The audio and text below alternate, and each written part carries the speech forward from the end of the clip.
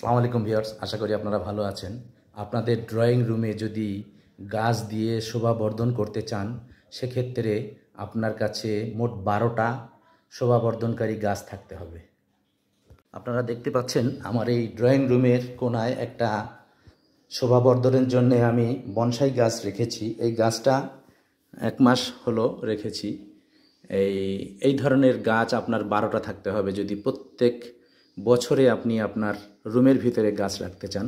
দেখেন 1 মাস রাখার কারণে যেহেতু রুমের ভিতরে আছে গাছটা, এখানে পাতা শুকিয়ে পড়ে যাচ্ছে এবং গাছ আস্তে আস্তে দুর্বল হয়ে যাচ্ছে।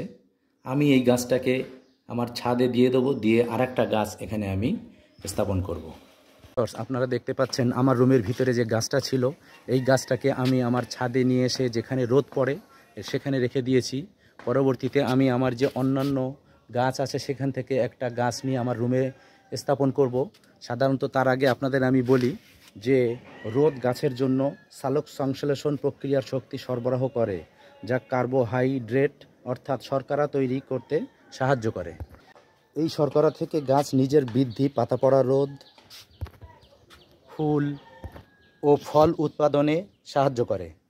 এক প্রকার আপনারা বলতে পারেন রোদ হচ্ছে গাছের প্রাণ। রোদ গাছের ক্লোরোফিল তৈরিতেও সাহায্য করে, যা গাছকে সবুজ এবং গাছের খাদ্য তৈরিতে সহায়তা করে।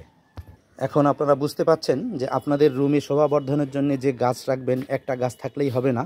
আপনাকে আপনার পছন্দ মতো কমপক্ষে 12টা গাছ রেডি রাখতে হবে, যে এক এক মাসে এক একটা গাছ আপনি শোভাবর্ধনের জন্যে রুমের ভিতরে রাখবেন। পরবর্তীতে ওই গাছটাকে আবার রোদের ভিতরে রেখে আবার পুনরায় গাছটাকে আবার উজ্জীবিত করার জন্য সহায়তা করবেন। তো ধন্যবাদ বন্ধুরা, আমার এই ছোট ভিডিওটা এই পর্যন্তই। সবার সুস্থতা কামনা করে আমি শেষ করছি। তার আগে আরেকটা বিনীত অনুরোধ করব, আমার চ্যানেলটা আপনারা সাবস্ক্রাইব করে দেবেন এবং লাইক কমেন্ট করে শেয়ার করে অপর বন্ধুদের দেখতে সহায়তা করবেন। সবার সুস্থতা কামনা করে শেষ করছি। আল্লাহ হাফেজ।